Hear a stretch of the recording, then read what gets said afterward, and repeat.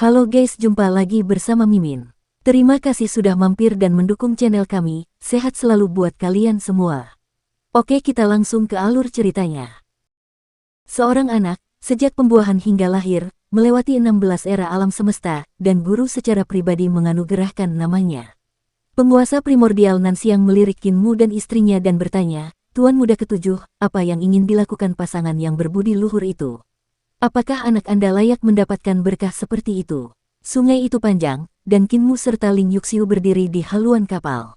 Mereka melihat ke bawah pada sejarah megah dari zaman ke-16. Qin Mu tersenyum dan berkata, tentu saja dia tidak bisa menjadi anak kecil, tetapi ayahnya dapat membuatnya layak. Tatapan mata penguasa purba Nanxiang berkedip, dan dia berkata, kalau begitu, tuan muda dan istrinya pasti akan menghadapi segala macam bahaya dalam perjalanan ini. Aku sedikit menyesal telah setuju untuk membawa kalian ke istana Miluo. Ling Yuxiu memegang lengan Qin Mu dan tersenyum. Jangan khawatir, rekan Taois Nanxiang. Kita telah melewati berbagai macam bahaya, jadi perjalanan ini tidak terlalu berbahaya. Penguasa primordial Nanxiang tidak berbicara lagi. Hati Qin Mu sedikit tergerak, dan sekuntum bunga teratai yang kembali dari reruntuhan terbang keluar dari tengah alisnya dan dengan lembut melayang ke sungai kekacauan. Bunga teratai itu berputar, dan 2 hingga 3 daun teratai melayang di permukaan sungai. Mereka bergerak bersama kapal emas yang melintasi dunia dan berlayar ke tepi seberang. Dia kemudian mengeksekusi pohon dunia dan berakar di sungai kekacauan, memungkinkan bunga teratai tertinggi dan pohon dunia menyerap energi sungai kekacauan bersama-sama. Cabang-cabang dan daun-daun pohon dunia menjadi lebih lebat, dan akar-akarnya tumbuh lebih kokoh. Bunga teratai yang utama juga menjadi lebih halus dan memikat. Gumpalan cahaya jalan yang samar muncul dari panggung teratai dan melayang ke perut bagian bawah Ling Yuxiu. Pada saat yang sama, kuncup bunga muncul di pohon dunia, dan ki esensi melayang di atasnya. Ia bergabung dengan cahaya jalan dari panggung teratai dan memberi nutrisi pada janin di perut Ling Yuxiu. Nanxiang Yuanjun membuka mulutnya, ingin mengatakan sesuatu tetapi terhenti. Pada akhirnya, dia memutuskan untuk menutup mata. Saya hanya seorang kepala aula, mengapa saya begitu peduli? Ia berpikir dalam hati, para tuan muda dan para monster tua di luar istana Miluo pasti tidak akan tinggal diam dan menyaksikan kelahiran bayi ini.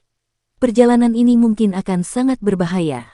Surga Selatan. Bai Yuqiong menenangkan kekacauan di Surga Selatan, meningkatkan pendidikan, membuka akademi, dan mengalami pertempuran Surga Selatan. Bai Yuqiong dan Pangeran Yuming bergabung untuk menerobos pasukan pengadilan surgawi, Sang Ping melarikan diri, dan sisa-sisa pengadilan surgawi mendatangkan malapetaka di mana-mana. Jade dan Pangeran Yuming menghabiskan lebih dari 10 tahun untuk memusnahkan pasukan pemberontak. Namun, masih ada sisa-sisa istana surgawi yang mengintai di Surga Selatan. Kadang-kadang, akan ada 1 atau 2 pemberontakan, tetapi tidak ada pemberontakan berskala besar. Yang mulia, saya sedang menuju kedamaian abadi untuk menemui Kaisar Yanfeng dan melaporkan situasi pertempuran di Surga Selatan. Ada banyak hal yang harus dilakukan di Surga Selatan, terutama pendidikan, yang telah diracuni terlalu dalam oleh api surgawi dan sulit untuk diselesaikan. Saya akan menemui Kaisar Yanfeng untuk meminta bantuannya. Bai Yuqiong berkata kepada Pangeran Yuming, yang mulia memiliki kemampuan luar biasa, tetapi dia jujur dan tulus. Saya akan membutuhkan waktu 1 atau 2 tahun untuk kembali, jadi yang mulia harus berhati-hati dengan kembalinya Sang Pingin.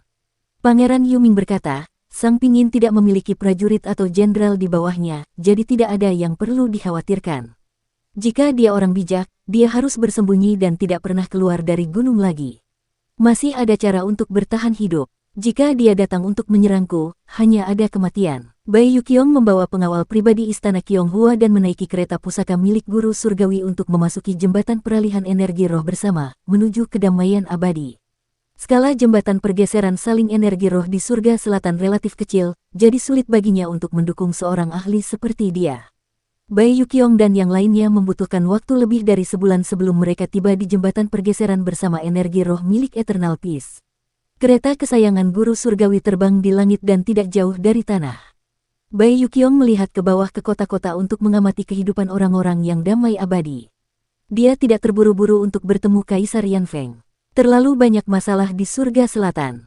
Meskipun dia ingin mewarisi wasiat Meng Yumui dan membangunkan orang-orang di Surga Selatan, setelah hampir 30 tahun pertempuran berdarah, orang-orang di Surga Selatan akan berlutut saat melihat dewa tanpa sedikit pun niat untuk melawan. Hal itu membuatnya merasa sangat tidak berdaya.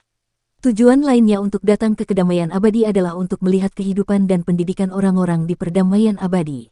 Dia ingin menyerap pengalaman mereka dan mendorong mereka ke surga selatan. Perdamaian abadi telah melalui perang besar dan masih banyak pekerjaan yang harus diselesaikan. Namun, 10 tahun setelah perang berakhir telah mengejar waktu sebelum perang. Jika itu adalah istana surgawi, mereka tidak akan bisa memulihkan vitalitas mereka bahkan jika mereka melalui perang besar selama ribuan tahun. Dia berhenti dan berjalan ke desa untuk melihat pendidikan sekolah dasar. Dia kemudian pergi ke kota suci di langit untuk melihat pendidikan universitas. Dia telah memperoleh banyak hal dan dipenuhi dengan emosi. Namun, dia juga menemukan banyak masalah. Ada masalah di desa yang damai abadi itu. Sebagian besar yang muda dan kuat pergi bekerja di kota untuk mencari nafkah, dan seringkali suami dan istri yang pergi bersama-sama. Orang-orang yang tinggal di desa itu adalah yang tua dan yang muda. Mereka tidak hanya membuat desa kehilangan vitalitasnya, mereka bahkan menciptakan banyak situasi yang kacau. Sekalipun Kaisar Yan Feng telah menyadari masalah ini dan mengutus banyak praktisi seni dewa ke desa untuk mendukung pendidikan dan memberi kompensasi kepada para praktisi seni dewa tersebut, para praktisi seni dewa yang bersedia masuk ke desa tersebut biasanya tidak memiliki prestasi yang sangat tinggi, mereka yang benar-benar mampu biasanya akan tinggal di kota dewa.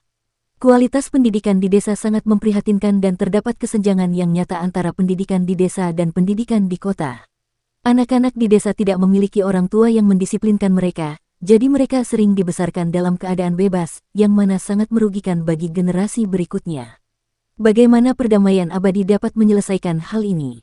Pada hari itu, ia memasuki sebuah sekolah dasar desa dan melihat bahwa suasana belajar di sana sangat kental.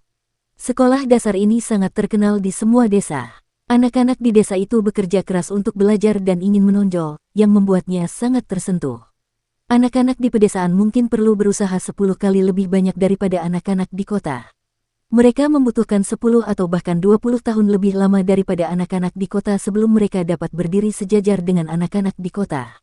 Namun, jalan kenaikan ini tidak terhalang. Ini adalah hal yang baik. Tepat saat dia memikirkan hal ini, dia tiba-tiba melihat seorang dosen muda dari pedesaan. Hatinya sedikit tergerak, pemuda itu sangat cerdas dan mengajarkan anak-anak tentang kemampuan ilahi. Ia memiliki wawasan uniknya sendiri tentang cara menggunakan kemampuan ilahi. Yang menggerakkan Bai Yuqiong adalah ia merasa akrab dengan dosen muda itu. Belajar adalah tentang menggunakan. Jika Anda belajar dan tidak menggunakannya, maka itu hanya membuang-buang waktu. Ada jalan dari belajar ke menggunakan, dan itu disebut berpikir. Dosen muda itu berbicara dengan yakin, dia cukup berwawasan. Berpikir, tidak disarankan untuk menghafal rune dengan cara dihafal. Anda perlu memikirkan prinsip-prinsip setiap rune, prinsip-prinsip kombinasi rune, dan kemudian memikirkan dao yang terkandung di dalamnya. Dengan begitu, akan jauh lebih mudah. White Jade menunggu dengan tenang. Tak lama kemudian, bel berbunyi dan dosen muda itu keluar sambil membawa buku di tangannya. Bai Yuqiong menghentikannya dan berkata sambil tersenyum, "Rekan Taois, saya telah mendengarkan ceramah Anda dan memperoleh banyak wawasan. Bakat dan pemahaman Anda luar biasa, jadi mengapa Anda tetap di sekolah dasar ini untuk mengajar? Anda pasti akan memiliki masa depan yang lebih baik jika Anda pergi ke kota besar." Dosen muda itu tahu bahwa wanita itu adalah orang penting saat melihat betapa mewah dan luar biasanya wanita itu. Dia tidak bersikap seperti budak atau sombong, katanya, "Saya lahir di sini dan punya perasaan terhadap kampung halaman saya. Tentu saja, saya akan kembali setelah saya mencapai sesuatu di kota ini. Saya berencana untuk mengajar lebih banyak orang dan membantu mereka keluar dari desa. Tapi kamu mungkin terlambat, kamu bisa memiliki masa depan yang lebih baik." Bai Yuqiong bertanya, "Jika kau bersedia, aku bisa membawamu ke Sangjing. Di sanalah kau bisa menunjukkan bakatmu." Dosen muda itu menggelengkan kepalanya dan menolaknya. "Meng Ziyun, ayo berangkat." Seorang dosen melambai ke arah pemuda itu dari jauh. Dosen muda itu meminta maaf dan berjalan cepat. "Meng Ziyun." Bai Yuqiong memperhatikan kepergiannya dan baru sadar kembali setelah waktu yang lama. Dia menaiki kereta surgawi dan melihat Meng Ziyun dari jendela. Dia berkata dengan suara rendah, "Apakah itu kamu? Kakak senior Meng Cuyer, berikan aku segenggam tanah." Seorang pengawal pribadi segera mengambil segenggam tanah dari tanah dan mengirimkannya ke kereta. Bai Yuqiong mencubit tanah untuk membuat dupa dan menyalakan dupa tersebut. Asap mengepul dan berubah menjadi sosok bangsawan bumi berkepala 3 dan berlengan 6, Qin Fengqing, yang menguasai 6 jalur reinkarnasi. Bai Yuqiong menyapanya dan berkata, hitungan bumi, tolong bantu aku menyelidiki asal-usul seseorang. Qin Fengqing, yang terbuat dari asap, membuka matanya dan berkata dengan dingin, dalam pertempuran ini, 6 jalur berputar dan memengaruhi asal-usul banyak kehidupan baru. Tidak mudah untuk menyelidikinya. Saya tidak bisa bias atas nama Kaisar Selatan. Bai Yuqiong buru-buru berkata, demi putriku dan penguasa alam binatang. Qin Fengqing berkata tanpa daya, itu tidak akan terjadi lagi. Bai Yuqiong menghela napas lega dan memintanya untuk menyelidiki Meng Ziyun. Setelah beberapa saat, Qin Fengqing berkata, Menyumui dari pengadilan surgawi telah menderita di Yudu selama 31 tahun. Dia memurnikan tubuh api karma dan bereinkarnasi ke dalam keluarga Meng. Dia sekarang berusia 18 tahun. Hati Bai Yuqiong sedikit bergetar saat dia bergumam, itu benar-benar dia, mengapa dia tidak mengenaliku? Demi menegakkan keadilan, semua ingatan orang yang bereinkarnasi akan dihapus. Ingatannya dari kehidupan sebelumnya telah terbakar habis dalam api karma. Qin Fengqing berubah menjadi asap dan menghilang. Suaranya berasal dari Yudu, Kaisar Selatan, kamu tidak diizinkan untuk mengganggunya dan membangkitkan ingatannya. Jika tidak, kamu akan melanggar aturan Yudu. Aku sangat kejam dan tidak pernah menunjukkan belas kasihan. Bai Yuqiong tertegun cukup lama sebelum dia tiba-tiba mendorong kereta kesayangannya itu dan bergegas keluar, dengan cepat tiba di depan Meng Ziyun. Meng Ziyun menatapnya dengan heran dan menunjukkan ekspresi bingung. Bai Yuqiong menyerahkan gulungan namanya kepadanya dan berkata sambil tersenyum, saya Bai Yuqiong dari surga selatan. Jika rekan Taois Meng pergi ke surga selatan atau Sangjing di masa mendatang, Anda dapat mencari saya. Meng Ziyun menerima undangan itu dan Bai Yuqiong berbalik untuk pergi, sambil merasa sangat gembira di hatinya. Setelah sebulan kemudian, dia akhirnya sampai di Eternal Peace Sangjing. Yan Yunxi dikirim oleh Kaisar Yan Feng untuk menyambutnya dan mengundangnya ke ibu kota. Yang Mulia tahu berita kedatangan Anda dan menebak tujuan perjalanan Anda. Dia telah memerintahkan 30.000 praktisi seni ilahi untuk menuju surga selatan. 30.000 praktisi seni ilahi dapat membuka 100 sekolah dan perguruan tinggi. Bagaimana mungkin 100 cukup? Giok Putih Giok Giok bertanya seperti singa dan mengacungkan jarinya. Paling tidak, kamu harus membuka 100.000 sekolah dan perguruan tinggi. Master Surga Zizi, jangan lupa bahwa kamu menyamar sebagai seorang pria saat itu dan berbohong kepadaku selama puluhan ribu tahun. Kamu berutang padaku. Yan Yunxi sudah kembali mengenakan pakaian wanitanya. Ketika mendengar itu, dia berkata tanpa daya, setelah perang besar, Eternal Peace tidak memiliki begitu banyak tenaga kerja. Sekarang desa yang riang dan dunia terapung berwarna merah terang telah bergabung menjadi Eternal Peace, mereka sangat kekurangan tenaga kerja. Jika aku memberikanmu surga selatan, pendidikan Eternal Peace akan hancur. Kamu harus mengatasinya terlebih dahulu. Dia pernah berbohong kepada Bai Yuqiong tentang perasaannya di masa lalu, jadi dia tahu dia salah. Namun, sekarang kedamaian abadi tidak dapat menyisakan tenaga, tidak ada yang bisa dia lakukan. Bai Yuqiong berjalan berdampingan dengannya, tiba-tiba, dia berkata, aku bertemu dengan Celestial Master Meng setelah dia bereinkarnasi. Dia baik-baik saja sekarang dan memiliki karir serta cita-citanya sendiri. Dengan kebijaksanaannya, dia akan memiliki prestasi yang berbeda dari kehidupan sebelumnya di masa depan. Aku mendengar tentang insiden dengan Zuocha. Apakah kamu mencarinya? Ekspresi Yan Yunxi menjadi gelap saat mendengar ini. Petani setelah reinkarnasinya tidak menyukaiku. Bai Yuqiong tercengang. Dia menutup mulutnya dan mencibir. Zixi, kamu juga punya hari ini. Yan Yunxi menatapnya tajam dan berkata tanpa daya, dia memang bodoh. Tapi jangan khawatir, cepat atau lambat dia akan menyukaiku. Bai Yuqiong terbangun dan bertanya, bagaimana kau tahu keberadaan reinkarnasi Zuocha? Pangeran Bumi Qin Fengqing berkata bahwa dia tidak memihak dan tidak memihak. Dia omong kosong. Giok Putih Giok dan Yan Yunxi datang ke istana kekaisaran di ibu kota. Kaisar Yan Feng juga sangat sibuk mengurusi urusan politik. Meskipun pengadilan surgawi telah hancur, kekuatannya sangat besar. Bahkan ketika mati, ia tidak membeku. Dari waktu ke waktu, sisa-sisa pengadilan surgawi akan menimbulkan masalah di mana-mana. Terlebih lagi, pengadilan surgawi sudah mati, dan surga tidak memiliki seorang pun yang memerintah mereka. Mereka semua memiliki gagasan mereka sendiri tentang posisi kaisar surgawi. Bai Yuqiong berkata, Yang Mulia, tanpa pemimpin, kekacauan pasti akan terjadi. Saat ini, kedamaian abadi berkuasa di dunia asal dan merupakan pemimpin surga, jadi kekuatannya adalah yang terbesar. Jika Yang Mulia dapat mengambil langkah maju, kekacauan di surga akan berangsur-angsur mereda. Jika Yang Mulia tidak mengambilnya, kekacauan di surga akan terus berlanjut dan menjadi semakin intens. Itu bukan berkah dari semua dunia. Kaisar Yanfeng berkata, saya mengerti apa yang dikatakan oleh Master Surgawi Bai. Namun, dunia adalah milik umum. Jika saya memanggil Kaisar Surgawi sebagai Kaisar Surgawi, itu berarti saya menggunakan senjata umum untuk kepentingan pribadi. Itu dapat diterima untuk jangka waktu yang singkat, tetapi dalam jangka panjang, saya pasti akan menjadi 10 orang yang sangat dihormati di surga. Jika vitalitas reformasi hilang, saya khawatir itu tidak akan lama. Dia berdiri dan melihat ke dunia luar.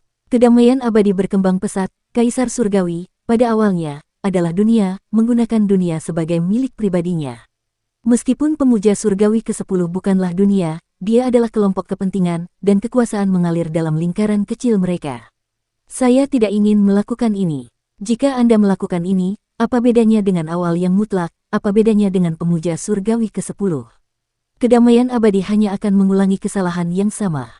Bai Yuqiong mengerutkan kening dan bertanya, Yang Mulia, dapatkah Anda menetapkan batas waktu untuk jabatan Kaisar Surgawi? Kaisar Yanfeng menjadi tertarik dan bertanya, silakan bicara, Guru Surgawi. Yang Mulia mengacu pada Kaisar Surgawi dan menetapkan aturan. Namun, jika Anda berkultivasi ke alam Dao atau duduk di atas tahta selama beberapa tahun, ketika batas waktunya habis, Anda harus mengambil inisiatif untuk turun tahta dan menyerahkan jabatan Anda. Bai Yuqiong sedikit berhati-hati dan merenung sejenak, baru kemudian dia berkata, Yang Mulia adalah pendiri negara, dan tidak ada generasi selanjutnya yang dapat melampaui Yang Mulia dalam hal prestasi. Jika Yang Mulia seperti ini, generasi selanjutnya tentu tidak akan berani menduduki posisi ini selamanya.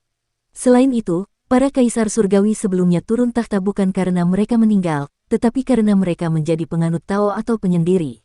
Dengan adanya kaisar surgawi sebelumnya di hadapan kaisar surgawi masa depan, mereka tidak akan berani bertindak sembarangan. Dengan cara ini, kekhawatiran seluruh dunia atau 10 orang yang sangat dihormati di surga akan terpecahkan. Mata Kaisar Yanfeng berbinar saat mendengar itu, dan dia berjalan cepat. Tiba-tiba, dia bertanya, lalu di mana Kaisar Surgawi yang turun tahta?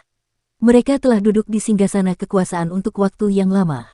Jika mereka turun tahta sekali, akan sulit untuk melindungi keserakahan mereka akan kekuasaan.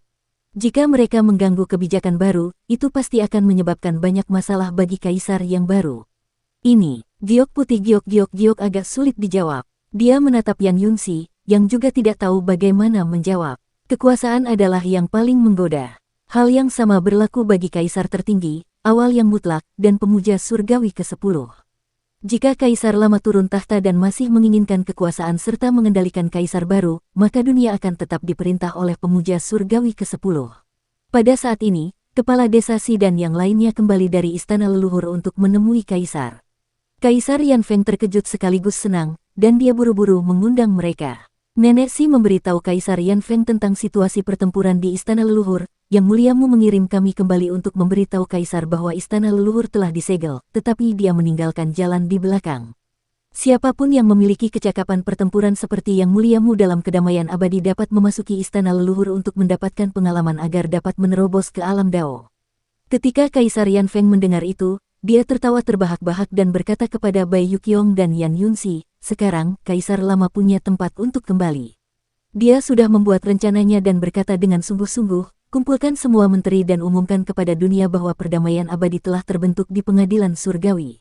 Aku adalah Kaisar Surgawi pertama. Semua orang, bantu aku mendirikan ortodoksi. Ketika pengadilan surgawi didirikan, akan ada orang-orang yang tidak melayani orang-orang di dunia yang dapat ditaklukkan secara sah. Hanya dengan begitu kekacauan di seluruh dunia berangsur-angsur mereda. Pada hari ini, Kaisar Yanfeng naik tahta dan menyatakan dirinya sebagai Kaisar Surgawi. Utusan dari seluruh dunia datang ke istana. Pemandangan yang spektakuler, kedamaian abadi mengalir di ibu kota, dan cahaya ilahi memenuhi langit saat melesat ke angkasa. Terjadi gangguan cahaya hitam dan putih di atas langit, menyebabkan bintang-bintang menjadi kacau. Kaisar Yanfeng baru saja naik tahta ketika fenomena ini muncul. Hal itu membuat orang-orang panik, mengira Kaisar Yanfeng tidak memiliki bakat sebagai Kaisar Surgawi. Tiba-tiba, ki hitam dan putih menerobos penghalang dunia asal dan turun dari langit. Itu seperti diagram Taiji yang berputar dan jatuh ke dalam kedamaian abadi. Ketika mereka naik turun di ibu kota, mereka semua diselimuti oleh diagram Taiji. Dewa kuno Taiji, orang-orang di istana terkejut dan hendak menghentikannya ketika Gongsun Fu berkata, Yang Mulia, ini adalah tanda kematian Dewa Kuno Taiji, tidak perlu khawatir. Para ahli seperti burung vermilion Kaisar Selatan, Wei Suifeng, leluhur pertama Kaisar Manusia dan yang lainnya juga melihat misteri itu dan segera meminta para dewa untuk berhenti. Semua orang menoleh dan melihat ki hitam dan putih turun dari langit seperti dua naga hitam dan putih. Namun, ki itu sangat luas dan membentang sejauh puluhan ribu mil yang tidak diketahui jumlahnya, hampir melintasi utara dan selatan dunia asal. Ketika kedua naga hitam dan putih itu turun, mereka bersujud bersama dan menyatukan kepala dan ekor mereka. Seketika, tanah menggelembung, membentuk dua jajaran gunung megah yang saling terhubung. Jajaran gunung itu membentang, dan ki vital Taiji meluap ke segala arah. Dao Agung Langit dan Bumi hampir mendidih. Kaisar Yanfeng memberi perintah, dan para dewa bergegas terbang ke urat mineral Taiji untuk melindungi penduduk di sepanjang jalan. Pada saat itu, auman naga tiba-tiba terdengar tanpa henti. 9 pembuluh darah naga kedamaian abadi turun ke ibu kota, dipelihara oleh Taiji Dao dan Taiji Qi, dan segera menjadi matang. 9 naga terbang dari gunung dan berubah menjadi 9 dewa kuno yang terbang mengelilingi ibu kota. Makhluk hidup di kedua sisi tambang Taichi, baik itu dewa setengah, manusia, burung, binatang buas, serangga, atau ikan, kultivasi dan kekuatannya meningkat pesat. Mereka dipelihara oleh Dao Taichi dan bersaing untuk memasuki Dao. Pada saat itu, Dao Agung Surga dan Bumi milik Eternal Peace hampir mendidih. Untuk sesaat, suara Dao terdengar keras dan jelas, bergetar tanpa henti. Bahkan para dewa memiliki banyak orang yang telah memasuki Dao. Kaisar Yanfeng dan yang lainnya di ibu kota menjadi bingung. Ini hampir pasti merupakan fenomena yang terbentuk ketika dua dewa kuno Taichi jatuh bersama dengan harta karun tertinggi mereka, meja pasir Taichi. Kedua dewa kuno ini dapat dikatakan sebagai praktisi setengah Dao, dan Dao Taiji adalah salah satu dari 5 Dao besar yang dapat mengembangkan semua hal di dunia. Itulah sebabnya tempat ini telah berubah menjadi tanah suci tertinggi. Namun, mengapa dewa kuno Taiji tiba-tiba meninggal? Pertarungan antara kedua dewa kuno ini dan Taiji telah berlangsung lama. Dapat dikatakan bahwa mereka adalah dewa kuno yang paling sulit dibunuh, dan serangan apapun dapat dengan mudah diselesaikan oleh mereka. Ketika Kaisar Yanfeng dan yang lainnya memimpin pasukan dewa dan iblis perdamaian abadi kembali ke dunia asal, pertempuran antara Taiji dan dewa kuno Taichi masih berlangsung. Kaisar Yanfeng dan para ahli lainnya pernah secara pribadi membunuh jalan mereka ke langit untuk membantu Taiji, tetapi yang membuat mereka ngeri, mereka menemukan bahwa semuanya sama saja tanpa mereka. Tak ada serangan mereka yang mampu melukai dewa kuno Taichi. Bahkan saat makhluk mengerikan seperti Qin Fengqing menggunakan roda surgawi 6 jalur, mereka sama sekali tak mampu melukai kedua dewa kuno itu. Kali ini, bahkan leluhur Dao telah bergerak, tetapi ia telah menderita kekalahan besar dalam hal aljabar. Ia muntah darah 3 kali dan putus asa. Adipati surgawi yang telah mencapai Dao juga bergegas dari kota mistik untuk membantu. Setelah memasuki formasi, dia terluka oleh dewa kuno Taichi dan tidak punya pilihan selain mundur. Dia adalah seorang praktisi Tao surgawi, jadi dia tidak dapat berbuat apa-apa terhadap dewa kuno Taichi. Ketika Kaisar Yanfeng dan yang lainnya ikut bertempur, mereka tidak hanya tidak bisa membantu, mereka bahkan akan menimbulkan masalah bagi Taiji. Taiji sangat marah dan mengusir mereka satu persatu. Semua orang kehilangan muka, jadi mereka hanya bisa mundur. Setelah itu, selama beberapa tahun, pertempuran di luar angkasa tidak berhenti. Jika dihitung waktu, pertarungan antara Taiji dan Taichi sudah berlangsung lebih dari 20 tahun. Mungkinkah Taiji telah membunuh dua dewa kuno Taichi? Kaisar Yanfeng dan yang lainnya mengangkat kepala dan melihat ke atas. Mereka melihat cahaya yang berkilauan di luar angkasa dunia asal, seperti danau hijau yang mengambang di luar angkasa. Danau hijau itu seperti cermin, memantulkan ratusan keadaan semua makhluk hidup di dunia asal. Semua orang memperhatikan dengan seksama, tetapi mereka tidak dapat melihat dengan jelas. Mereka hanya dapat melihat ki hijau yang terjalin terus-menerus. Awal yang tertinggi adalah tentang mencapai Dao. Wajah Adipati Surgawi muncul di langit dunia asal. Dia juga melihat ke langit, memperlihatkan ekspresi iri saat dia memuji, kelima tertinggi bawaan, leluhur 10.000 Dao.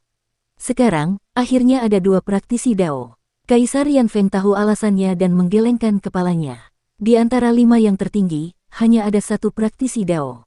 Taiji tidak dapat dianggap sebagai salah satunya. Awal yang tertinggi adalah satu-satunya praktisi Dao di antara 5 yang tertinggi secara bawaan. Ki Netherworld melonjak dan danau hijau berubah menjadi surga besar yang meliputinya. Pohon Dao berdiri tegak di langit yang luas, dan Taiji berubah menjadi seorang Taois muda. Ia duduk di bawah pohon dan memandang tanah suci Taichi yang sedang tumbuh di dunia asal. Ia tak kuasa menahan tangis. Taichi muda akhirnya tumbuh dewasa setelah pertempuran ini dan berubah menjadi seorang pemuda. Setelah beberapa lusin hari, wilayah kekuasaannya stabil. Baru setelah itu ia bangkit dan datang ke ibu kota perdamaian abadi untuk memberi penghormatan kepada Kaisar Surgawi. Ia kemudian mengucapkan selamat tinggal kepada semua orang dan bersiap meninggalkan dunia asal untuk menuju istana leluhur. Pada titik ini, Kaisar Yan Feng telah menjadi kaisar, dan seluruh dunia di surga telah menghilangkan pikiran mereka untuk memberontak. Di sisi lain, leluhur Dao dan Gongsun Li menyusul Taichi dan menangkupkan tinju mereka. Saudara Dao, Mu, sang pemuja surgawi, telah memerintahkan keberadaan di tingkat pemuja surgawi untuk pergi ke istana leluhur untuk mendapatkan pengalaman. Karena saudara Dao telah mencapai Dao, sudah tepat bagimu untuk bepergian bersama kami. Bagus sekali. Qin Fengqing dan Adipati Surgawi juga memiliki kekuatan tempur seperti Yang Mulia Surgawi, jadi mengapa mereka tidak datang? Mereka bertanggung jawab atas Yudu dan Suandu, menjaga jalannya semua dunia di alam semesta. Leluhur Dao tersenyum. Dalam 1000 tahun lagi, kedamaian abadi akan memiliki sekumpulan eksistensi tingkat tinggi surgawi yang menuju ke istana leluhur untuk menempa diri mereka sendiri. Ketika saat itu tiba, istana leluhur pasti akan ramai dengan aktivitas. Mereka melewati Gunung Dasu dan senyum leluhur Dao memudar. Pandangannya tertuju pada gunung suci dunia Buddha dan melihat bahwa dunia Buddha telah berkembang pesat lagi. Dunia Buddha telah berubah dari 20 alam surgawi asli menjadi 28 alam surgawi saat ini. Di alam surga ke-28, ada seorang Buddha besar yang sedang tidur nyenyak, membentuk suara guntur. Suara guntur berubah menjadi hujan dan embun yang jatuh dari langit. Gongsun Li tahu apa yang sedang dipikirkannya dan bertanya, apakah leluhur Dao tidak menemukan Brahma Agung? Leluhur Dao menggelengkan kepalanya dan berkata, saya menemukan tubuh fisiknya, tetapi roh primordialnya telah menghilang. Teman lama saya ini mengolah kitab suci bencana yang tak terukur dan berjalan dalam tidur melalui dunia yang lebih luas. Saya tidak percaya bahwa dia telah berubah menjadi Dao begitu saja. Gongsun Fu bertanya, apakah leluhur Dao meminta hitungan bumi untuk mencarinya? Tidak perlu, aku yakin dia masih hidup. Leluhur Dao tersenyum dan berkata, ia telah menyingkirkan identitasnya sebagai Brahma Heavenly King Buddha. Hanya dengan begitu ia menjadi seorang Buddha sejati, bebas dan tak terkekang. Jika aku pergi mencarinya, itu akan membuat alam Dao-nya tertinggal. Karena ia bebas dan tak terkekang, maka ia harus melupakan dunia seni bela diri. Ini akan membantunya. Ia bebas dan tidak terkendali saat ia tertawa terbahak-bahak dan meninggalkan dunia Buddha bersama Taichi dan Gongsun Qian. Di kaki Gunung Dasu, seorang biksu tua mengangkat kepalanya dan tersenyum saat melihat cahaya ilahi yang mereka tinggalkan. Biksu tua itu memejamkan mata dan tertidur. Saat tertidur, ia berubah menjadi seekor ikan yang berenang dan melompat ke sungai di depan kuil. Ia berenang bersama ikan-ikan lainnya, merasa sangat tidak nyaman. Pengadilan leluhur, ibu kota Jade, di sungai kekacauan pertama. Perahu emas itu tiba-tiba berhenti di permukaan sungai. Angin dan ombak bergulung ke segala arah, dan angin dingin serta angin panas menyapu ombak yang kacau itu, menghantam perahu emas itu. Itu sangat berbahaya. Qin Mu tersenyum dan bertanya dengan santai, kakak ketiga, apakah tanganmu sudah tumbuh kembali? Hall of Chaos terbang keluar dari belakangnya dan menekan sungai kekacauan. Angin dan ombak langsung tenang. Apakah kamu ingin aku mengembalikannya padamu? Tanya Qin Mu sambil tersenyum. Sosok tuan muda ketiga Ling Xiao perlahan bangkit dari sungai, dan aula kesayangan Ling Xiao berdiri di belakangnya, bersinar terang. Penguasa primordial Nanxiang menggigil dan berbisik kepada Ling Yuxiu, tuan muda dan nyonya, apakah ada tempat untuk bersembunyi di kapal ini? Ling Yuxiu mengerti dan memasuki aula emas di kapal bersamanya. Ekspresi tuan muda ketiga Ling Xiao acuh tak acuh saat dia mengulurkan tangan kanannya. Lengan kanannya telah dipaku oleh paku Dewa Jalur Pembantaian Qin Mu dan dipaku ke dalam peti mati Dewa Jalur Pemakaman, jadi dia tidak punya pilihan selain memotong lengan kanannya. Namun sekarang, lengan kanannya telah tumbuh kembali. Qin Mu tersenyum tipis. Dia tentu tidak menyangka Ling Xiao akan lumpuh karena hal ini setelah dia memotong lengan kanannya. Dia mengatakan itu hanya untuk menjatuhkan kepercayaan tuan muda ketiga. Tuan muda ketiga memandang sekeliling dan melihat bunga teratai reruntuhan Qin Mu yang kembali dan pohon dunia yang berakar di sungai kekacauan, melindungi kedua sisi kapal emas. Kedua harta karun ini menjadi semakin ajaib. Lapisan ketiga dari platform teratai dari bunga teratai reruntuhan yang kembali telah terbentuk, dan pohon dunia juga tumbuh semakin tinggi, dengan cabang dan daun yang rimbun. Dia sedikit mengernyit. Transformasi bunga teratai dari reruntuhan yang kembali dapat diprediksi. Sejak Kinmu membiarkannya mekar, dia tidak pernah melangkah ke sungai kekacauan. Hanya ketika Pak Tua Wuya berada di bawah pohon dunia, dia tidak punya pilihan selain membiarkan bunga teratai dari reruntuhan yang kembali berakar dalam kehancuran zaman ke-16. Bunga teratai dari reruntuhan yang kembali berubah menjadi platform teratai dan menjadi platform teratai kelas 2 dalam sekali jalan. Justru karena lelaki Tua Wuya, Kinmu telah menemukan metode kultivasi jalur pengembalian reruntuhan dan meningkat pesat.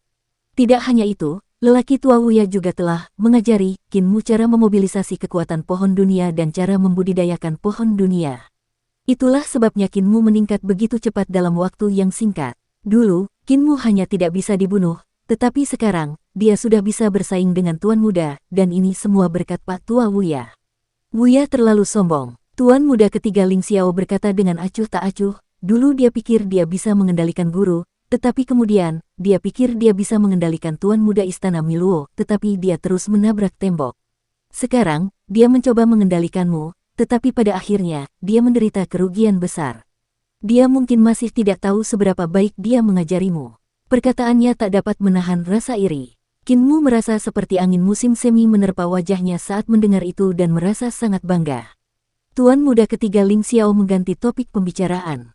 Kalau begitu, anak ketujuh, kamu sudah memurnikan pohon dunia kecil milik Pak Tua Wuya, kan?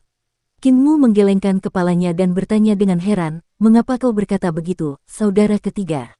Kau tidak tahu tentang Hall of Chaosku. Itu sangat berbahaya, dan jika aku melangkah masuk, aku pasti akan jatuh ke dalam malapetaka kehancuran. Beraninya aku masuk. Baiklah, saudara ketujuh, biasanya kamu hanya memanggilku saudara ketiga, tetapi tiba-tiba kamu mengganti namamu menjadi saudara ketiga, jadi aku tahu kamu berbohong. Hanya mereka yang memiliki niat jahat yang akan bersikap baik kepada musuh mereka. Tuan Muda ketiga Ling Xiao berkata dengan acuh tak acuh, kamu memiliki platform Lotus of Returning Ruins, jadi kamu bisa mengapung di sungai kekacauan. Kamu tidak perlu khawatir akan jatuh ke dalamnya. Semudah membalikkan tanganmu untuk mengambil kembali pohon dunia kecil yang ditekan di Hall of Chaos. Dengan kemampuanmu, memperbaiki pohon dunia kecilnya tidak lagi menjadi masalah. Dia tersenyum bangga dan berkata dengan kedua tangan di belakang punggungnya, bahkan jika kau memurnikan lelaki Tua Wuya dan menyimpannya untuk dirimu sendiri, kau tidak akan menjadi tandinganku. Kau dapat menggunakan senar sitar untuk mengancam saudara keempat, tetapi kau tidak dapat mengancamku. Apa hubungan hidup dan mati Hao denganku? Kinmu tertawa terbahak-bahak, dan mata ketiganya terbuka. Tatapannya tertuju padanya saat dia berkata dengan acuh tak acuh, itulah sebabnya aku tidak menggunakan nyawa Hao untuk mengancammu. Tatapan mereka bertemu dan menampakkan ekspresi jijik, tanpa menyembunyikannya sama sekali. Pada saat ini, keduanya merasa bahwa tatapan arogan pihak lain itu sangat menjijikkan. Aku seharusnya tidak menghentikanmu saat kau datang menemui guru. Namun, anak ketujuh, kau seharusnya tidak membiarkan anakmu datang. Tuan Muda ketiga Ling Xiao mengalihkan pandangannya dan menatap bunga teratai pamungkas dan sinar cahaya di pohon dunia yang melayang menuju aula emas kapal emas. Sudut matanya bergetar, anakmu tidak sanggup menanggung hadiah sebesar itu. Kamu sudah memperoleh banyak sekali manfaat. Jika kamu kembali sekarang, aku akan membiarkanmu pergi. Bagaimanapun, kita adalah saudara senior dan junior. Jika kamu bersikeras melakukan hal-hal dengan caramu sendiri, sungai kekacauan ini akan menjadi tempat di mana istri dan anakmu meninggal, dan itu juga akan menjadi tempat di mana kamu kembali ke masa lalu. Haha, Kinmu membuka mulutnya untuk tertawa, tetapi wajahnya tanpa ekspresi.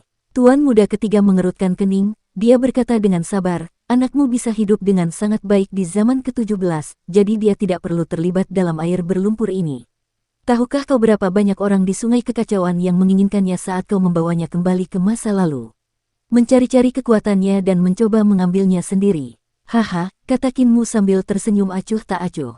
Alis Tuan Muda ketiga bertaut erat, dia berkata dengan sungguh-sungguh, orang tua yang tak terbatas dari masa lalu, yang membuka surga, serta semua golongan lain di hutan, tidak akan mentolerir kelahiran anak ini. Sebagai kakak laki-lakimu, aku dapat memberitahumu bahwa kelahiran seorang anak yang telah mengumpulkan energi kehancuran 16 zaman alam semesta jelas bukan hal yang baik. Untuk mencegah anak ini jatuh ke tangan orang lain dan menyebabkan bencana besar di masa depan, Istana Miluo hanya dapat menghancurkannya. Kinmu berkata, haha, kamu tidak mengenal kematian. Ekspresi Tuan Muda ketiga Ling Xiao berubah dingin. Tiba-tiba, sebuah pohon dao muncul dari sungai kekacauan dan mengangkat perahu emas itu ke udara. Buah dao berputar di pohon dao tuan muda ketiga Ling Xiao. Buah dao ditempatkan di bawah perahu, tetapi alam dao yang tersembunyi di buah dao tiba-tiba meledak. Setiap buah dao dari tuan muda ketiga berisi 40 surga. Dia memiliki total 8 buah dao, dan setiap buah dao berisi dao besar yang berbeda. Namun, semuanya dibudidayakan hingga ke puncak olehnya. Langit membengkak, dan dalam sekejap, 10.000 dewa berdiri di atas kapal emas. Dewa yang tak terhitung jumlahnya berdiri tegak di langit, dan 320 langit dan dewa yang tak terhitung jumlahnya saling menekan. Qinmu mengeksekusi pohon dunia dan bunga teratai dari reruntuhan yang kembali, dan akar dari setiap jalur berakar di sungai kekacauan. Lingkungan bunga teratai dari reruntuhan yang kembali membentuk jurang besar reruntuhan yang kembali yang melahap segalanya. Pohon dunia menopang dunia di langit di atas kesengsaraan kehancuran. Kakak ketiga, Qinmu berteriak, dan kekuatan bunga teratai dari reruntuhan yang kembali dan pohon dunia dieksekusi secara ekstrim. Dao agung dari dua harta karun mengalir ke tubuhnya dan berubah menjadi dao agung yang baru.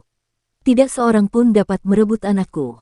Dao kekacauan agungnya mulai terbentuk, dan dao agung semacam ini yang belum pernah terlihat sebelumnya meminjam kekuatan sungai kekacauan.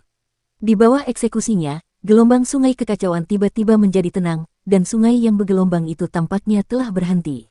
Kekuatan bencana kehancuran zaman ke-16 melonjak gila-gilaan ke arah Qinmu, dan dia memobilisasinya, mengubahnya menjadi kekuatan yang dapat menghancurkan dunia.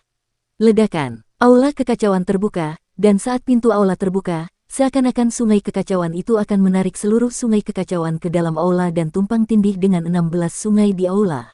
Saat aku menjadi dao, suara Qinmu bergetar, dan bergema di langit di atas bencana kehancuran. Bencana kehancuran zaman ke-16 akan menjadi sumber kekuatanku. Dao besarku akan melintasi zaman ke-16. Ekspresi tuan muda ketiga Ling Xiao berubah drastis. 320 surga yang telah diubah oleh buah dao miliknya ternyata berpotensi runtuh. Para dewa di surganya hancur satu demi satu dan meledak satu demi satu, berubah menjadi gumpalan ki kekacauan. Pohon duniaku akan mekar bunga dao dalam kesengsaraan kehancuran di zaman ke-16 dan menghasilkan buah dao.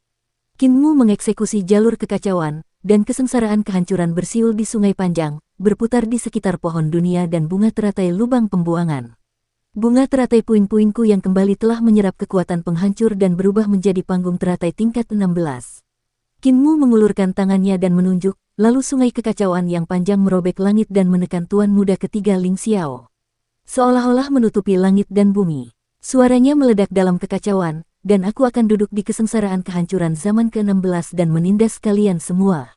Sungai panjang kekacauan mengalir deras, dan bahkan sebelum mencapai sungai itu, pakaian tuan muda ketiga Ling Xiao berkibar dan berkibar ke belakang.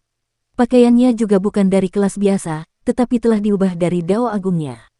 Pada saat itu, pakaian Taoisnya benar-benar hancur karena tekanan Qinmu, berubah menjadi gumpalan ki kekacauan yang berserakan.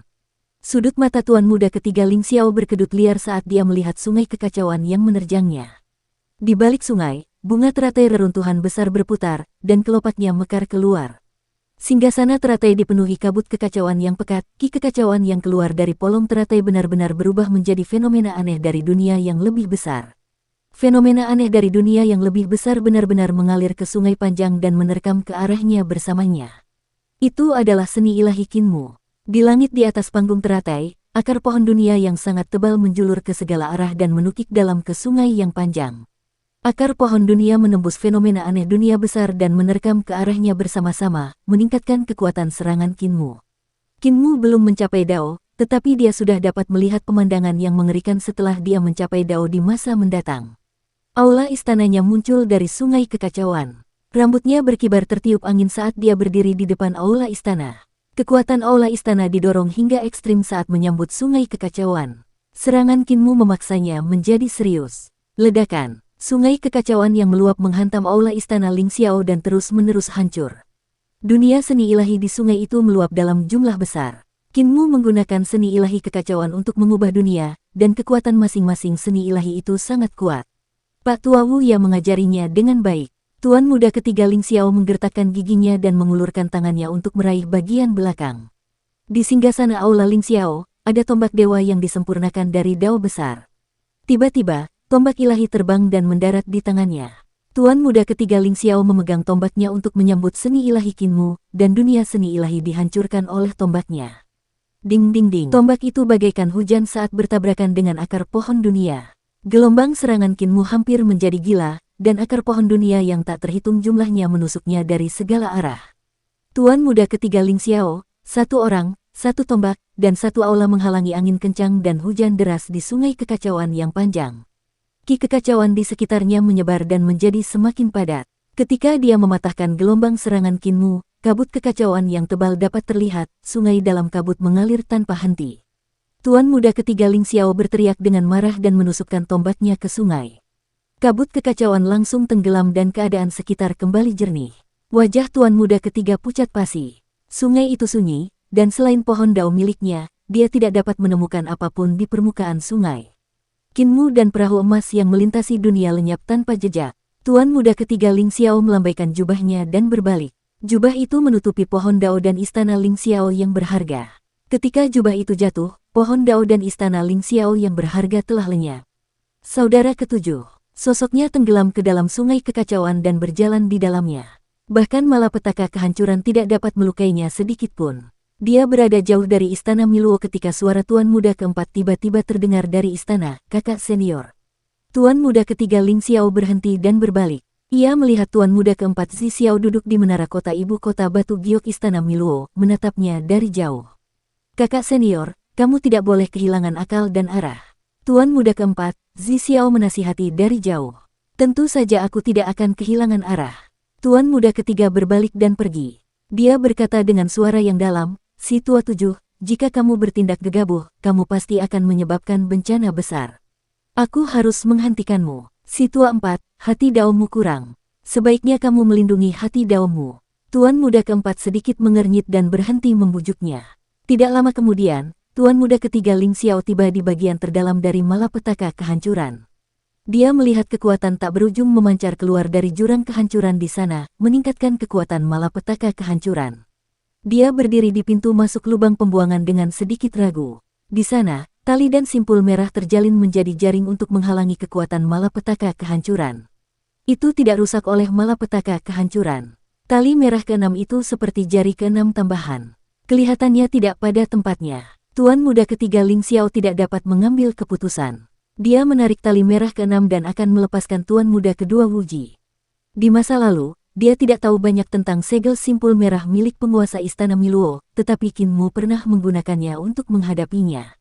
Dia telah menyegel sebagian kekuatan dan kesadarannya selama 8 tahun, dan dia telah memperoleh pemahaman yang mendalam tentang segel ini. Dalam 8 tahun ini, dia telah memahami semua perubahan pada segel tali merah yang dilakukan Qinmu. Bagaimanapun, dia juga penerus dari Master Istana Miluo. Setelah memahami perubahan pada segel tali merah yang dipegang Qinmu, dia dapat memahami berbagai hal melalui analogi, dan dia dapat melihat lebih banyak lagi kedalaman dan keagungan dari segel tali merah Master Istana Miluo. Kedalaman terbesar yang ditinggalkan oleh Master Istana Miluo adalah tali merah keenam. Tuan muda kedua Wuji mungkin tidak memahami kedalaman tali merah keenam. Dia telah lama meninggalkan jalur, keterampilan, dan seni ilahi istana Miluo dan beralih mempelajari jalur dan keterampilan reruntuhan yang kembali. Namun, tuan muda ketiga dapat melihat kedalaman tali merah keenam. Inilah benang kehidupan yang ditinggalkan oleh tuan istana Miluo untuk tuan muda kedua. Tuan istana Miluo sangat baik. Bahkan saat menghadapi musuh terkuat, dia masih akan meninggalkan sehelai benang kehidupan, apalagi muridnya sendiri. Selama aku menarik tali merah keenam, tali merah itu akan berubah menjadi abu dan Wuji akan terbebas. Si tua tujuh menjadi lebih sulit dihadapi, dan satu-satunya yang bisa menahannya adalah kakak perempuan Wuji. Namun, membebaskan kakak perempuan Wuji, dia tiba-tiba bergidik. Melepaskan tuan muda kedua Wuji mungkin lebih berbahaya daripada Qinmu. Qinmu hanya ingin menghentikan istana Miluo agar tidak turun ke zaman ke-17. Jika tidak turun, dia tidak akan repot-repot memprovokasinya. Namun, tuan muda kedua Wuji berbeda. Jika dia dibebaskan, dia mungkin akan menghancurkan dunia dan menghancurkan segalanya. Baik itu istana Miluo, pohon dunia, atau zaman ke-17, semuanya akan hancur. Tindakan Wuji sangat ekstrim. Di zaman ke-16, dia sudah mulai menyerang praktisi Tao istana Miluo dan praktisi Tao lainnya. Orang luar dan bahkan beberapa kepala aula mengira Sang Jun sedang membantai praktisi Dao, tetapi tidak seorang pun menyangka bahwa tuan muda kedualah yang membantai praktisi Dao. Praktisi Dao yang tewas di tangan Sang Jun bahkan tidak sedikit jumlahnya dibandingkan dengan jumlah yang tewas di tangan Tuan Muda kedua. Namun, jika anak Qinmu dibiarkan lahir, besar kemungkinan akan muncul lawan yang kuat bagi Istana Miluo, lawan yang bisa membawa kehancuran Istana Miluo. Tuan Muda ketiga mendarat di Red Note dan suaranya terdengar ke dalam lubang pembuangan. Kakak senior, adik junior datang untuk memberi penghormatan. Ada keheningan di lubang pembuangan, dan setelah beberapa lama, suara Tuan Muda kedua Wuji terdengar, dia terkekeh dan berkata, jadi itu saudara ketiga. Ling Xiao, mengapa kamu datang menemuiku? Itu benar, kamu belum turun ke zaman ke-17. Kamu telah dihalangi oleh saudara ketujuh, jadi kamu datang menemuiku. Kamu ingin menggunakan lorong ini untuk memasuki zaman ke-17, kan? Turunlah. Suaranya menjadi aneh dan tidak terduga. Kau harus tahu bahwa hanya ada dua material yang sulit didapat di dunia ini. Satu adalah pohon dunia, dan yang lainnya adalah lubang pembuangan. Orang-orang di dunia itu bodoh. Mereka hanya berpikir untuk menyelinap melalui pohon dunia, tetapi mereka tidak pernah berpikir bahwa menyelinap melalui yang terakhir akan menjadi yang termudah. Kakak ketiga, kau dapat mengikuti teratai terakhir. Aku akan menunjukkan kepadamu tangkai teratai mana yang merupakan jalan menuju zaman ke-17. Tuan Muda ketiga tidak tergerak. Memasuki alam akhir berarti mengambil risiko menghancurkan jalan hidup sendiri. Dengan adanya Tuan Muda kedua monster tua Wuji, siapakah yang berani memasuki alam pamungkas? Tuan Istana Miluo telah menekannya di jurang terdalam yang paling dalam pada zaman ke-16. Aku akan memberitahu kakak perempuan bahwa anak Old Seven akan segera lahir. Tuan Muda ketiga berkata, anak si tua tujuh masih dalam kandungan ibunya. Si tua tujuh telah membawa istrinya melewati 16 sungai panjang kekacauan primal, berencana untuk pergi ke Istana Miluo untuk menemui guru. Sepanjang jalan, dia menggunakan kekuatan teratai pamungkas dan teratai pohon dunia untuk menghancurkan kesengsaraan demi memelihara anak dalam kandungan ibunya. Jurang besar yang terakhir itu sunyi. Setelah sekian lama, suara Tuan Muda kedua Wuji terdengar. Si tua tujuh sedang bermain api. Apakah dia mencoba membesarkan anaknya menjadi anak dari semua era alam semesta? Omong kosong. Tuan Muda ketiga berkata, kakak senior, jika anak ini lahir, maka nasib 16 alam semesta sebelumnya pasti akan terkumpul di zaman ke-17. Istana Miluo kita akan menjadi yang pertama menanggung beban. Akan sulit bagimu untuk melarikan diri. Apa yang Anda inginkan dari saya? Tanya Tuan Muda kedua. Tuan Muda ketiga berkata dengan tegas, bunuh anak ini, atau bawa pergi anak ini. Kita tidak bisa membiarkannya jatuh ke tangan orang lain. Tuan Muda kedua mencibir, aku terkungkung di sini. Bagaimana aku bisa membunuhnya? Ketiga, buka segel guru. Aku akan membunuhnya. Tuan Muda ketiga menggelengkan kepalanya dan berkata, ini menyangkut hidup dan mati Istana Miluo. Apa hubungannya denganku? Tuan Muda kedua berkata dengan dingin. Ekspresi Tuan Muda ketiga Ling Xiao sedikit berubah. Dia berkata dengan sabar, ini juga ada hubungannya dengan nasib lubang pembuangan. Anak ini lahir dari esensi kesengsaraan kehancuran. Saat dia tumbuh dewasa, dia akan terus menyerap kekuatan lubang pembuangan dan akhirnya menguapkan lubang pembuangan sepenuhnya. Apa hubungannya denganmu? Tuan Muda kedua terkekeh. Ekspresi Tuan Muda ketiga berubah drastis, dia berkata dengan suara yang dalam, apa yang perlu dilakukan kakak senior sangat sederhana. Yaitu memobilisasi kekuatan lubang pembuangan sehingga si tua ketujuh tidak dapat memobilisasi sungai kekacauan. Aku akan pergi ke belakang sungai kekacauan untuk menghentikannya. Aku harus membunuh anak itu. Sebagai balasannya, dia ragu sejenak dan menggertakkan giginya. Aku akan membantu kakak perempuan senior membuka kunci rune di segel guru sehingga kekuatanmu bisa bocor keluar. Jurang besar lubang pembuangan itu sunyi. Setelah waktu yang lama, suara Tuan Muda kedua Wuji terdengar, dia tersenyum dan berkata, kalau begitu, satu rune. Selama kamu membuka satu rune, aku akan membantumu sehingga si tua ketujuh tidak dapat meminjam kekuatan apapun dari sungai kekacauan. Namun, si tua ketiga, kamu harus berpikir jernih. Kamu akan menjadi semakin lemah ketika kamu kembali ke kehancuran alam semesta di masa lalu. Kamu bukanlah kekacauan primal. Ketika kamu kembali ke masa lalu, kamu akan memiliki basis kultivasi dari kehidupan masa lalu. Aku khawatir kamu tidak sebanding dengan saudara ketujuh. Ling Xiao dengan hati-hati mengukur simpul merah itu dan dengan hati-hati menghapus jejak rahasia, dia berkata dengan suara yang dalam, selama saudara ketujuh tidak dapat meminjam kekuatan apapun dari sungai primal chaos, dia bukan tandinganku. Kakak senior, aku telah melakukan apa yang aku janjikan padamu. Sudah waktunya bagimu untuk memenuhi janjimu. Silakan pergi ke zaman ke-15. Di sana, dia tidak akan bisa meminjam kekuatan apapun. Mendengar ini, semangat tuan muda ketiga Ling Xiao menjadi sangat bersemangat. Dia segera berdiri dan pergi. Tidak lama setelah dia pergi, seberkas kekuatan pamungkas meluap dari tempat rune Hong Meng hilang, berubah menjadi rune pamungkas kecil untuk mengisi kekosongan. Tanggul 1000 li hancur oleh sarang semut. Rune ini adalah awal pelarianku. Tuan muda ketiga Ling Xiao memasuki bencana kehancuran zaman ke-15 dan segera merasakan kultivasinya anjlok. Ada dirinya yang lain dalam bencana kehancuran zaman ke-15. Dia telah memasukinya dan dirinya yang lain telah menghilang, tetapi kultivasinya tetap pada tingkat yang sama dengan dirinya yang lain. Hal ini sangat merugikan baginya. Tetapi jika Qinmu tidak dapat meminjam kekuatan apapun dari bencana kehancuran, maka Qinmu jauh dari lawannya. Tuan muda ketiga bersemangat mengejar kapal emas itu. Kapal emas itu sudah terlihat, dan Qinmu masih meminjam kekuatan lotus reruntuhan dan pohon dunia untuk menyerap kekuatan malapetaka kehancuran yang dahsyat untuk memperkuat dirinya sambil memelihara anaknya yang belum lahir. Tepat saat tuan muda ketiga hendak menyusul, dia tiba-tiba berhenti. Dia melihat seorang pria jangkung dan tegap dalam malapetaka kehancuran yang hebat. Pakaiannya compang camping, dan dia tampak seperti kerangka yang tak terkendali. Dia berdiri di depan istana yang berharga, memukul genderang perangnya dan bernyanyi dengan murah hati. Tai Wei memadatkan alam semesta kekaisaran, Yao Guang Zhengshan County. Matahari Kui bersinar dengan cahaya sejarah, Perdana Menteri itu indah untuk didengar. Lai Han membangun istana abadi, membuka surga untuk membuat istana yang berharga. Ibu kota surgawi membuka surga. Tuan muda ketiga Ling Xiao terkejut. Ia melihat hutan bakau muncul di tengah kiamat di kejauhan. Bencana besar itu sangat besar dan dahsyat, menghancurkan segalanya. Namun, hutan bakau itu rimbun dan hijau. Daun-daun merah menyala terang, dan sangat rimbun. Di mana Dewa Ilahi? Di mana Tai? Di sebelah timur surga seperti pohon dengan naga obor di bawahnya. Di tengah hutan, seorang perempuan berbaju merah bernyanyi dengan lantang. Siapakah yang akan memenggal kepala tuan muda dan menuju ibu kota surga di tengah malapetaka ini? Tuan muda ketiga Ling Xiao mencibir.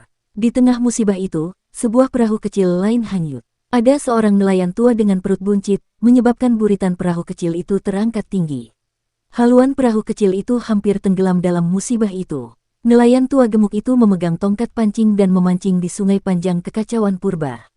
Sambil mendorong topi bambunya, dia tersenyum dan berkata, terlalu mudah untuk mendekati ibu kota surga, yang menghubungkan pegunungan dengan sudut-sudut laut. Awan putih melihat ke belakang, dan kabut biru masuk dan tidak melihat apa-apa. Mereka yang bersedia mengambil umpan, Selama kehancuran zaman ke-15, seorang pria dan seorang wanita dengan ekspresi aneh muncul satu demi satu, menghalangi jalan tuan muda ketiga. Total ada 35 orang. Sekte pemecah langit ke-35 tidak lebih dari sekelompok orang yang tidak berguna. Dia sama sekali tidak takut dan melangkah maju. Kalian ber-35 orang itu terlalu mudah dibandingkan dengan sekte pemecah langit. Pria pemukul genderang itu tertawa dan berkata, saudara ketiga Istana Miro, kami hanya menghalangimu untuk sementara waktu agar saudara ketujuh Istana Miro dapat menyeberangi sungai. Kami telah memperhatikan kelahiran anak suci sejak lama. Tuan muda ketiga Ling Xiao menyerbu ke depan. Para anggota perkumpulan pembuka surga segera bergerak dan mengepungnya untuk bertarung. Tuan muda ketiga memang sangat gagah berani. Dia memaksakan jalan berdarah dan memaksa anggota Heaven Opening Society mundur. Dia sangat lelah hingga terengah-engah. Namun, ketika dia berjuang keluar dari pengepungan, dia melihat bahwa kapal emas yang melintasi dunia telah menghilang. Dia tiba di zaman ke-14 dan melompat ke sungai. Tingkat kultivasinya sedikit lebih rendah, tetapi dia masih mengejar kapal emas yang melintasi dunia dengan sekuat tenaga. Fraksi pemecah langit memperlakukan anak saudara ketujuh sebagai anak suci, jadi mereka tidak akan menyerang saudara ketujuh di jalan. Sebaliknya, mereka akan melindunginya. Ini agak rumit, matanya berbinar, dan faksi pemecah langit tidak beranggotakan 35 orang, melainkan 36 orang. Yang paling kuat dan menakutkan adalah orang ke-36, yaitu Blasphemer. Tepat saat dia memikirkan hal ini, sebatang pohon persik tiba-tiba muncul di depannya dari kiamat. Pohon itu membuka kiamat, dan betapapun dahsyatnya kekuatan kiamat, pohon itu tidak dapat mengguncang pohon persik itu sama sekali. Di bawah pohon persik, seorang wanita mendongak untuk mengagumi bunga persik. Ekspresinya dingin dan jernih. Penghujat ibu kota surga. Tuan muda ketiga Ling Xiao berhenti dan ekspresinya serius. Sang penghujat di bawah pohon memetik ranting persik dan mencium bunga persik itu. Ia berkata dengan suara rendah, hal yang begitu indah hanya terbentuk dari energi. Tidakkah menurutmu itu aneh? Dia berbalik. Itu adalah Ling, seorang pendeta surgawi yang dikirim kembali ke alam semesta masa lalu oleh Tuan Muda kedua. Anakmu, kau tidak bisa menyentuhnya. Kakak ketiga Istana Miro, kau memiliki kekuatan terkuat di dunia, tetapi bagiku, kau hanyalah tumpukan energi dan massa. Ling Tianzun mengambil ranting persik dan menggoyangkannya pelan. Bunga persik menari-nari di sungai yang panjang dan kacau, menutupi langit dan matahari, menenggelamkan Tuan Muda ketiga Ling Xiao. Tuan Muda ketiga Ling Xiao merasakan niat membunuh yang sangat mengerikan. Kemampuan penghujat ibu kota surga selalu tak terduga. Sejak kematian Tuan Ibu Kota Surga, wanita ini telah menjadi mimpi buruk bagi Istana Miluo. 6 Tuan Muda Istana Miluo semuanya pernah bertemu dengannya sebelumnya, tetapi mereka telah mengalami kemunduran berulang kali dalam konfrontasi mereka dengannya. Bahkan Tuan Muda Agung-Agung tidak mendapatkan keuntungan apapun di hadapannya. Penista agama ini telah melancarkan aksinya bukan untuk menghentikannya menyingkirkan anak Qinmu, tetapi untuk mencari kesempatan menyingkirkannya. Tuan Muda ketiga Ling Xiao memegang tombak dao di tangannya dan membawa istana Ling Xiao yang berharga di punggungnya. Dia melangkah di surga yang luas, dan pohon-pohon dao rimbun dan hijau. Buah-buah dao membentuk seluruh surga, dan dia menggunakan segala cara untuk melepaskan semua pemahamannya secara ekstrim. Akan tetapi, serangan dari pendeta surgawi Ling membuatnya putus asa. Ling Tianzun tidak mencoba untuk menghentikan serangannya. Sebaliknya, ia menggunakan kemampuan ilahinya sendiri. Namun, kemampuan ilahinya dihancurkan oleh kemampuan ilahi Ling Tianzun. Pada saat ini, dia akhirnya percaya bahwa ada perbedaan antara manusia. Sekalipun mereka berdua adalah jenius ulung, perbedaan di antara mereka mungkin sekecil sebutir beras dan kemegahan matahari dan bulan. Tepat saat kemampuan ilahinya hancur dan bunga persik menyerbu surga luonya yang agung, bunga persik itu tiba-tiba menghilang. Ling Tianzun benar-benar menghentikan serangannya tepat saat dia hendak mengalahkan atau bahkan membunuhnya. Penglihatan Tuan Muda ketiga Ling Xiao kembali jernih. Seluruh tubuhnya basah oleh keringat, dan tombak dao di tangannya sudah rusak. Ada bercak-bercak karat di mana-mana. Sudut matanya bergetar hebat. Meskipun kekuatannya saat ini tidak dapat dibandingkan dengan puncaknya, itu masih bukan masalah kecil. Namun, menghadapi Ling Tianzun, dia hanya bisa merasa putus asa. Ling Tianzun mencabut pohon persik. Pohon persik itu berubah menjadi jepit rambut dan dengan hati-hati melihat ke belakangnya. Sosoknya perlahan mundur dan menghilang ke dalam kiamat. Tuan Muda ketiga Ling Xiao berbalik dan melihat istana Yiluo di kiamat zaman ke-14. Di istana Yiluo, pohon dao berdiri tegak dan tinggi. Mahkotanya seperti penutup, melindungi para praktisi dao di ibu kota Giok. Di bawah pohon dao, sosok yang dikenalnya berdiri di sana dan memandangnya dari jauh. Air mata mengalir di mata Tuan Muda ketiga Ling Xiao. Dia membungkuk dan menyapa, "Guru." Sosok di bawah pohon itu adalah penguasa istana Miluo. Di akhir zaman ke-14, ketika kiamat besar terjadi, dia mencoba menyelamatkan orang-orang. Ling Xiao masih ingat adegan itu. Gurunya telah mencoba menyelamatkan semua orang, tetapi ia tetap gagal. Ia berada dalam kondisi yang mengerikan. Ia dan para kultivator istana Miluo lainnya telah mencoba segala cara untuk menyelamatkan semua orang, tetapi mereka sekali lagi menemui kegagalan. Itu merupakan pukulan besar baginya. Selain para praktisi dao, istana Yiluo tidak dapat menyelamatkan siapapun. Saat itu, dia dan tuan muda lainnya pergi untuk menghibur guru mereka.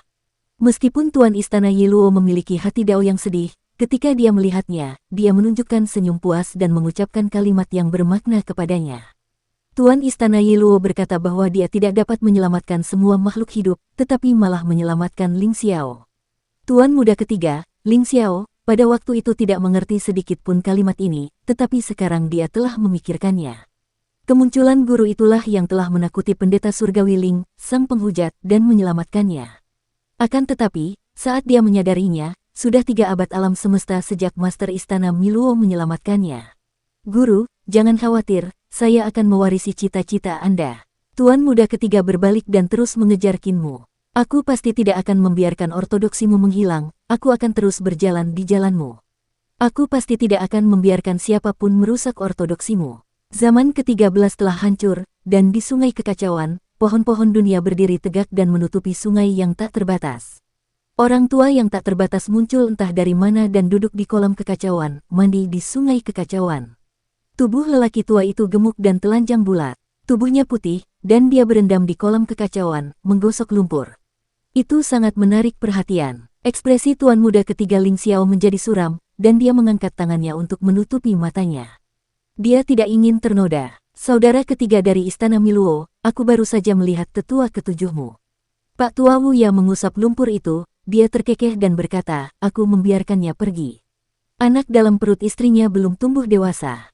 Aku melihat bahwa anak ini akan sangat berguna di masa depan, jadi aku membiarkannya pergi dan diam-diam menunggu kedatangan anak suci. Mengapa kau harus begitu gigih? Haruskah kau mengambil nyawa anak suci? Hati tuan muda ketiga bergetar ketika dia berkata dengan suara rendah, apakah kamu orang tua yang tak terbatas dari era ke-17? Pak tua yang tak terbatas berdiri dari kolam kekacauan. Tuan muda ketiga buru-buru menutup matanya sekali lagi dan berkata dengan dingin, kamu seorang senior.